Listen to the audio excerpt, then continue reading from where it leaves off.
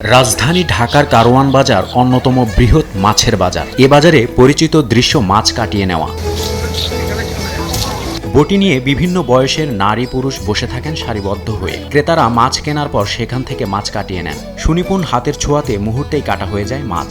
মাছ নিয়ে ঘরে ফেরেন ক্রেতা, আর বাজারে পড়ে থাকে মাছের উচ্ছিষ্ট, আঁশ, নাড়ি ভুঁড়ি ইত্যাদি। পরে উচ্ছিষ্ট থেকে মাছের আঁশ বা আইশ জমিয়ে রাখেন যারা মাছ কাটেন। ভাবছেন মাছের আঁশ এটা আবার জমিয়ে রাখার কি আছে? জি আছে।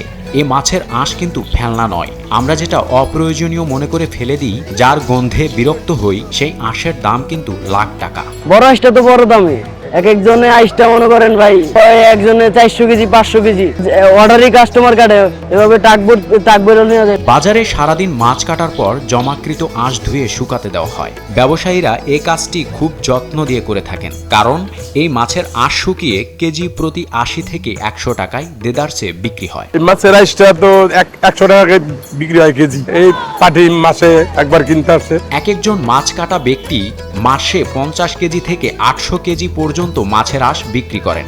এক একজনের সর্বোচ্চ মনে করেন 800 কেজি 600 কেজি 700 কেজি এরকম হয়। প্রতি মাসে পাইকারি ক্রেতা এসে বস্তা ভর্তি মাছের আঁশ ক্রয় করে ইন্দোনেশিয়া, জাপান, হংকং, চীন সহ বিভিন্ন দেশে রপ্তানি করেন। শুধু কারওয়ান বাজারে এফডিসি গেটে মাছের আঁশ প্রতি মাসে বিক্রি হয় 7 থেকে 8 লাখ টাকা। 7 লাখ টাকার আইসটা নিচে এবারে এখান থেকে বডি আছে তো মনে 400-এর উপরে, 5 লাখের মতো হইব।